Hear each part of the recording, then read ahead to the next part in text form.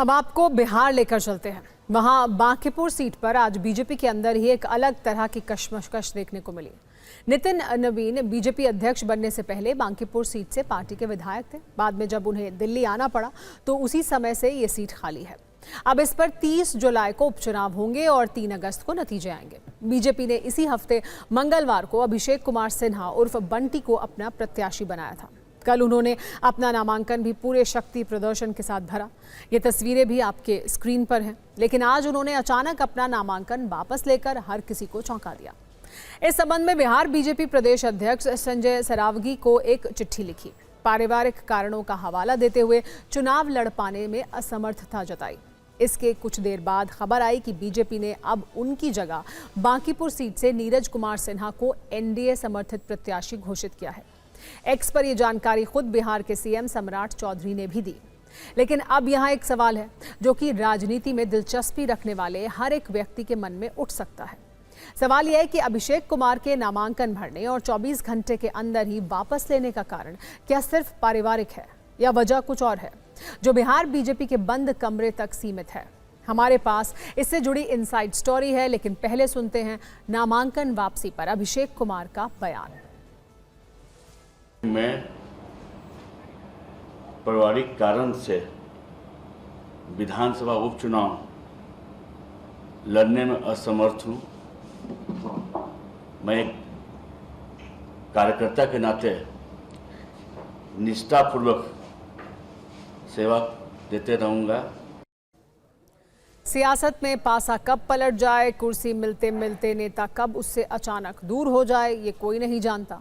और जहां तक बात बांकीपुर सीट पर सस्पेंस की है तो हमारे पास इससे जुड़ी इनसाइड स्टोरी है।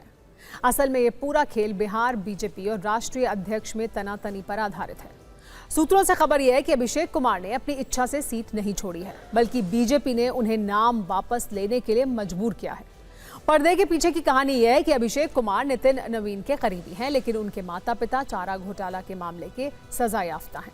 अभिषेक बंटी के पिता रविंद्र प्रसाद मेसर्स मगध केमिकल्स कॉरपोरेशन के मैनेजर थे। चारा घोटाला के मामले में सीबीआई ने जांच में यह पाया था कि वो सरकारी खजाने से फर्जी तरीके से पैसे निकालने और वित्तीय अनियमितताओं के मुख्य अभियुक्तों में से एक थे। इस फर्म की प्रोप्राइटर और अभिषेक बंटी की मां चंचला सिन्हा भी इस पूरे फर्जीवाड़ा और चारा घोटाले की साजिश में बराबर की भागीदार थी।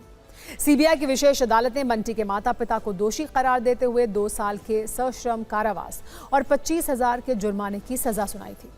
इससे जुड़े सभी कागजात आरजेडी खेमे से होते हुए बांकीपुर से जनस्वराज प्रत्याशी प्रशांत किशोर के पास भी मौजूद हैं।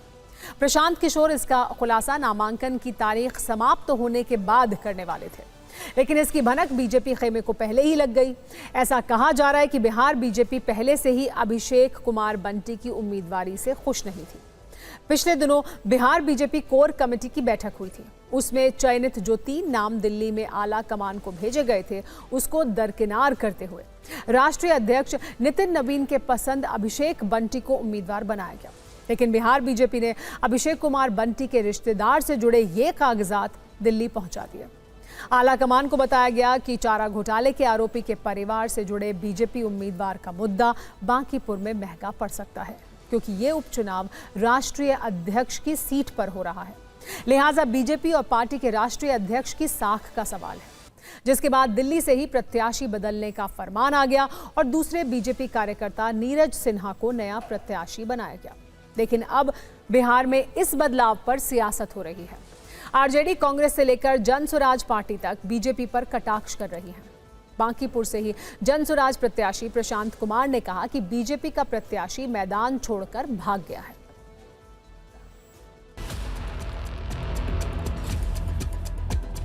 यहाँ की जनता से डर गए, इस घबराहट से डरे हैं कि जिस बांकीपुर को अपना किला बता रहे थे, आज वहाँ पर उम्मीदवार नहीं मिल रहा है, उम्मीदवार बदला जा रहा है। अब भारतीय जनता पार्टी ने अपना उम्मीदवार वापस ले लिया।